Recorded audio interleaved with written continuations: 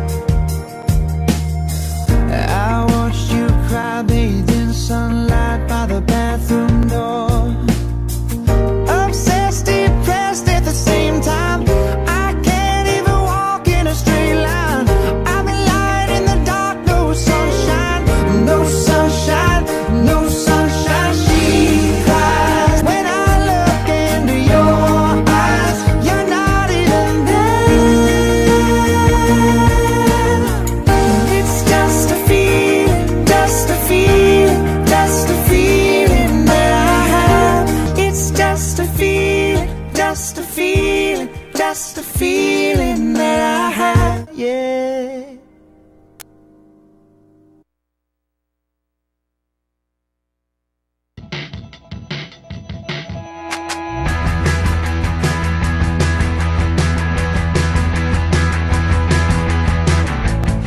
Hi, do you have ID? Yep. Oh, okay, thanks.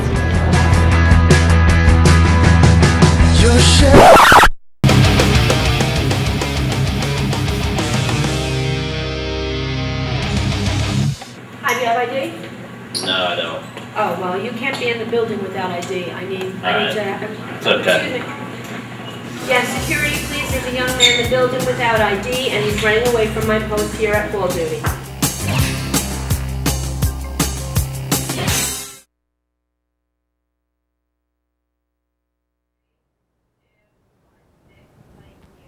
Hello, I'm Danielle, and welcome to TV21's Beyond the District. And I'm Abby. Later on tonight, we will take a look at why it's an unbearably bad idea to take a selfie with a grizzly. But up first tonight, we take a look at how a hot air balloon landing in the wrong place. Please don't crash into these homes. A scary Sunday night in Ashland, a hot air balloon makes an unexpected landing in the Lake Ridge Green townhome complex, all Land safely in Jesus' name. while cameras roll. This will be reason number 436 why I don't ever want to ride one of these. But the pilot of the balloon, Gilbert Martin, tells us, And it was totally safe, totally planned. at no point were the lives of the 5 people on board in danger. Martin says the winds were just unpredictable Sunday night, and he wasn't able to get to his original landing spot behind the Ashland Home Depot. I have total control up and down. What I don't have control of is which way the winds blow. Hot air balloons have been in the spotlight in Central Virginia since a fatal flight in 2014 when 3 people died after striking power lines. Martin says he always had control of this balloon. The balloon is 9 stories tall, and people look at that balloon and say it's huge. But what I'm landing a basket that's 4 foot by 5 feet. For those who witnessed it land, like Jared Henderson and his niece, we saw it didn't land at my house. Sunday's balloon landing in front of his home was more like an entertainment show. Grateful no one got hurt. Initially, it was just kind of cool to look up and see them kind of floating over the top of us.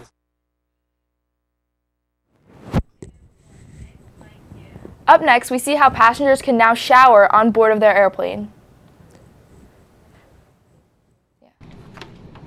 It's not easy to find a place to take a shower 8 miles up, even when you're Jennifer Aniston. I'm looking for the shower. There are no showers here, ma'am. Well, I'm gonna look pretty silly dressed like this going to the bar. There's no bar here, but we do have hot towels and a bag of peanuts. And with this dig at domestic airlines, America's sweetheart begins her gig advertising Emirates Airline. There's no shower? Oh, and there's no bar. Yeah. Why are you laughing like that? You're killing me. Next thing you know, Jen wakes up in her Emirates flatbed. It was such a nightmare. I was on a plane and it was nothing like this. I'm sorry to hear that. Emirates is the only airline that offers showers in first class. We go inside, it's actually pretty spacious. You get 5 total minutes. Showering at cruising altitude is so heady it's hard to resist a little show and tell. That was pretty fantastic. The only bad news about the in-flight shower is that you'll take a bath when it comes to paying the ticket price. Round trip first class between New York and Dubai, just over $30,000. But you do get your own little suite to sleep in. Gulf-based airlines are using stars like Nicole Kidman Reimagine it to expand into the U.S. market, while the big three American airlines push back, saying their Gulf rivals have an unfair advantage because they're subsidized by their governments. Is there someone that we could talk to about maybe flying this around a little bit longer? You'd never know. The real Jen suffers from fear of flying. It's all flying to me, which is terrifying. I struggle with it. But it's less of a struggle when you're in the shower. A shower at 40,000 feet makes you feel less psycho. Unless you hit turbulence, then fasten your shower cap. Jeannie Mo, CNN, New York.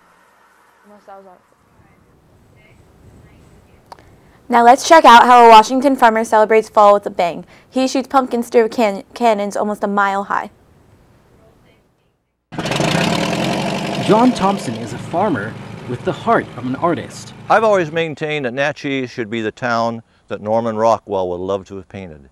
For well over 20 years, Thompson has taken the refuse from his farm and turned them into works of art. I don't buy very much. Most of the stuff just comes right off the farm. It's recycled. Art ranging from watermills to makeshift swings, and his biggest attraction, his pumpkin cannons. Powered by pressurized air, these weapons of agricultural destruction have the power to launch jack-o'-lanterns nearly a mile away. It's an attraction that brings in hundreds, if not thousands of eager eyes every October. This is probably my pride and joy. It's very unique. There's only one of those in the world. All of the contraptions were built from scratch. Normally, you'd find them on the internet for thousands of dollars. Thompson says he brought most of them to life for mere hundreds. Every year, you'll find something new on Thompson's farm. Walnut guns, water pump racetracks, you name it. It's a hobby he's not hesitant to share with the community, and one that makes a visit unforgettable. That's what we're trying to do here. We want to create an experience. Next, let's take a look at a monkey on the run in Sanford, Florida that returned back with his owner. From climbing poles to hanging out on a patrol car, Zeke the pigtail macaque monkey wanted to be anywhere except for his cage, a sight that some neighbors say is all too familiar on Sugar Maple Court. A neighbor spotted Zeke eating mail out of their mailbox and called police around 8 this morning. Once officers got there, Zeke continued to monkey around until his owner arrived. Florida Fish and Wildlife says Zeke got out by manipulating and twisting 2 locked latches on the door. But FWC says this isn't the first time Zeke escaped. Back in 2012, we were there when owner Jeff Jacques showed us how Zeke escaped by breaking through 2 layers of his chain-linked cage. Police said Zeke then attacked at least 1 person and was sent to an animal sanctuary. FWC says Jacques then petitioned to get Zeke back and did, only after getting his cage back up to code. We knocked on Jacques' door, but no one answered. FWC says the officers gave Jacques 2 warnings to update his critical incident plan and to get rid of rust on the cage. After fixing both those violations, Zeke returned to his locked cage and will stay there, at least for now. Now we are going to take a short break, but coming up we have a look at how a family tries to help their sick daughter. And we also take a look at how one small dog made some big headlines. Beyond the District, we'll be right back.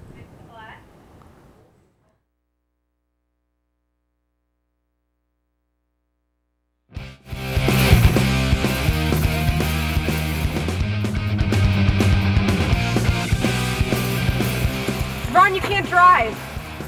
Debbie, I only had 12.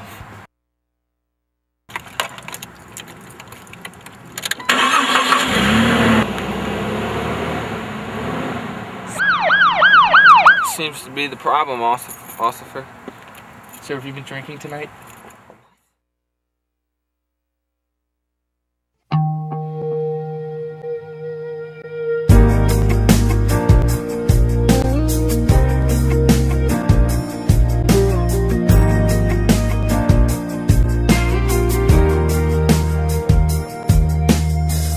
I watched you cry, bathed in sunlight by the bathroom door. Obsessed, depressed at the same time.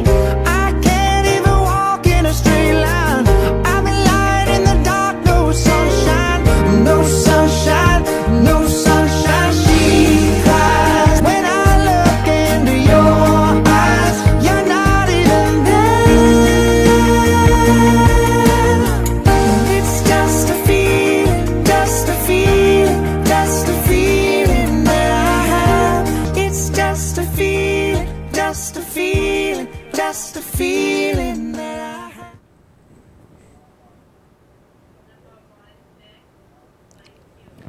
Welcome back. An unbelievable story out of California. A 20-pound pup came face to face with 3 bears who got into a family home. But as Rebecca Ferreter reports, the dog scared them off.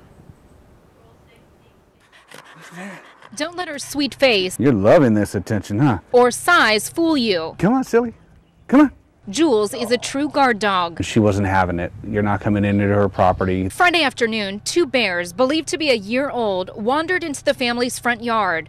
A 3rd bear is on the balcony just out of the camera's view. Mama bear is sitting up here. The 20-pound French bulldog didn't hesitate, chasing them off. Here you see one bear, estimated to be more than 100 pounds, scour the fence to get away from Jules. Blew me away. I couldn't believe it that she turned into a wolverine. David Hernandez says a wildfire a couple of years ago impacted the food source for wildlife. So now animals look for food in people's yards. Hernandez says some of his neighbors encourage it by feeding the bears. It is a crime, and you can actually do jail time for it if you're caught doing this. Some of my neighbors give them dog food in 25-pound bags. There's one lady in the neighborhood that actually makes them meatloaf. While it may sound funny, with 2 young kids, Hernandez isn't taking any chances. His daughter's bedroom window is boarded up to prevent bears from sliding the glass open. He's even installed these cameras that alert him when there's any activity at the home. There's nothing more dangerous in a forest than a mother bear. Nothing. So why live in the Monrovia foothills? You can have drive-bys or you can have bears. What's it going to be? Up next, a California woman with kidney failure is in desperate need of a transplant, and her parents have taken to the streets using their cars to get the message out there that their daughter needs help. The Franks from Pasadena have been driving all around town with their personal struggles scribbled on the back window. Their goal, to find their daughter a kidney. We live in a city with 10 million people, and we're all on the road all the time. 29-year-old Jenna Franks has kidney failure and goes through dialysis 3 times a day. After years on a donor wait list, she still hasn't found a match. A lot of people don't make it to get a transplant. Jenna has been fighting her condition since she was a teenager. I feel so much pressure all the time. And because she can't do it alone, she's so tired so often. Her family is spreading the word for her. Her mom, Carol, painted "Needs Kidney Type O" along with an email address on their cars. A chance drive-by led to this tweet, which went viral. Thousands have shared it. How ironic that something as simple and old-fashioned as a sign on the back window explodes into this sensation. Messages kept coming in. Still no match yet, but the exposure gives them a better chance. She's a very talented and intelligent person, and I think she is, itching to contribute to the world. My dad died at 28 years old from kidney disease, and my daughter is on dialysis. It was scary then, and it's scary now. I mean, the thought that she has to struggle with this, it's hard. Wait. Now wrapping up tonight's show, ski slopes don't see much action this time of year, but a resort in Pennsylvania is putting its ski lifts to use anyway. With no snow on the ground, the changing autumn leaves are the stars of the show. Amanda Kelly reports. It's up, up, and away. Visitors are lifted high above the trees for a refreshing view of the fall foliage. We wanted to get away for a long weekend, and there were lots of fun activities for the kids to do, so we decided to give it a try. We've never been here before, and it's been great. This family of 4 is getting a bird's eye view of the bright reds, yellows, and oranges here in the Pocono Mountains on Camelback's Treetop Flyer Scenic Chairlift. It's essentially a ski lift ride up the mountain here in Tannersville. Right now it's a beautiful time of year because, the leaves are changing over, and it's really nice, especially on a day like today. For just $5, you can hop on and enjoy the view. It's about a 16-minute round trip with a stunning view from the top. This is the first fall season that Camelback has opened this ski lift to enjoy the fall foliage, and so far, it's been a huge hit. I like seeing the trees because they're colorful and stuff, yeah. Resort officials say they've also built getaway packages. It includes your room, breakfast, and then outdoor activities. we have segways right behind us. Adding in a taste of adventure for leaf peepers here in the Poconos.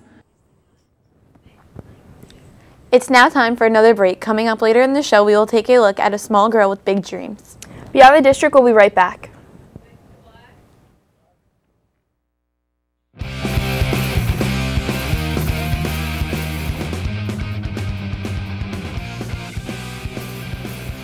Ron, you can't drive. Debbie, I only had 12.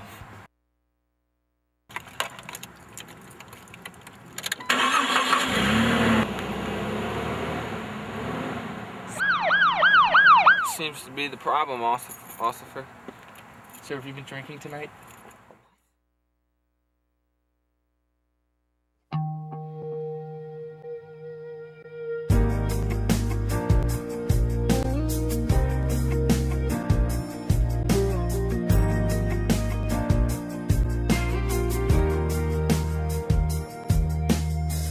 I watched you cry, bathed in sunlight by the bathroom door. Obsessed, depressed at the same time. I can't even walk in a straight line.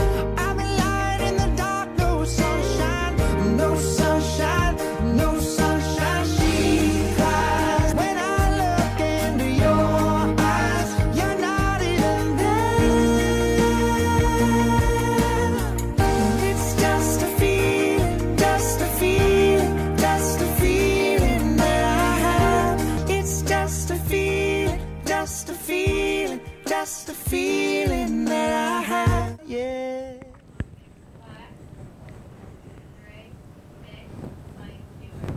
Welcome back to Beyond the District. I'm Danielle. Let's take a look at how one little girl gets the chance to fight crime. We hear that Oilers captain Andrew Ferentz has gone missing. A local sports personality kidnapped. Yes, it's a very troubling investigation. In fact, he was kidnapped earlier this morning. A plea to a local superhero for help. But I think if Spider Mabel is out there and you get this message, if you can come down to the mayor's office and be a part of that team. Who are you? I am Spider Mabel. Meet Mabel, a little girl who loves Spider-Man so much she dresses up like him and even refers to herself as Spider Mabel. You excited? Yes, I am. The 6-year-old called on today to fight crime alongside her biggest hero. You know the captain of the Oilers? Andrew Ferentz? Ferentz, yes, Andrew Ferentz, yes. He's gotten kidnapped. According to what I've been told, she's pretty good with her radioactive blood superpower, so I figured she might need some superhero help. Mabel's dream made possible thanks to the Children's Wish Foundation. When she's not battling evil villains, the 6-year-old is battling leukemia. Therefore, I, Mayor Don Iveson, do hereby give Spider Mabel full access and freedom to Edmonton, Alberta's capital city, in her quest to capture this villain and find our beloved Oilers captain. Good luck to you, Spider Mabel. You too. We can use help whenever we can get it, and it's great that Spider Mabel has come forward. Hand in hand with Spider-Man, Spider Mabel is already making her mark around the city. Do you know who that is? That's Spider Mabel. Is she famous? She is famous. She's gonna rescue the captain of the Oilers. Next, a Kansas family had a scare when they discovered a snake in their toilet. Give me a towel. Oh my God. Before Jamie Garcia got the surprise of a lifetime. Can you get it?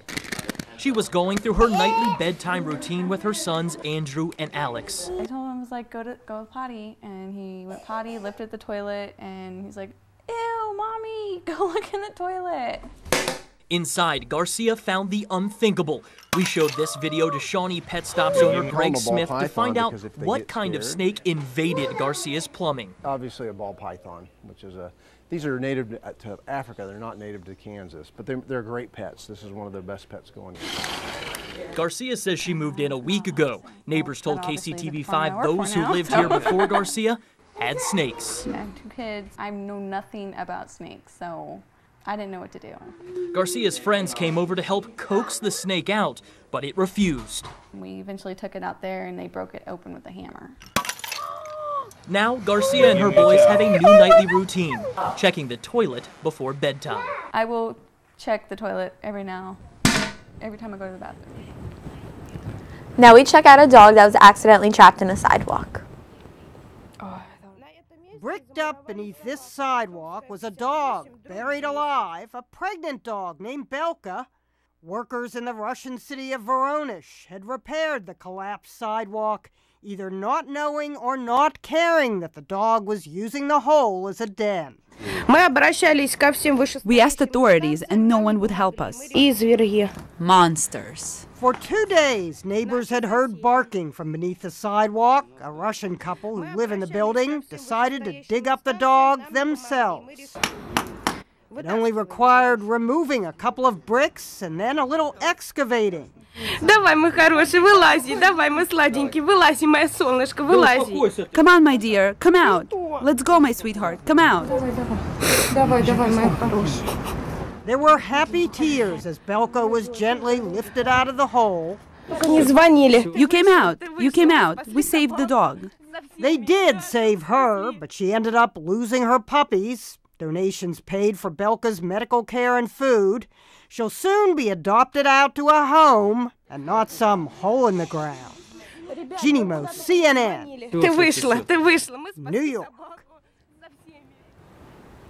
Remember, if you have a story you would like us to cover, or if you have an announcement about an upcoming event, please send it to Interschool Mail to TV21 Studio at High School East, or you can email us at tv21@trschools.com. Also, be sure to tune in to TV21 throughout the day to catch this show and Times River Schools Today as we bring stories from around the district. Also, take a look at our website, www.trschools.com/v21. Well, that wraps up tonight's show for Beyond the District. I'm Danielle. And I'm Abby. Have a great night.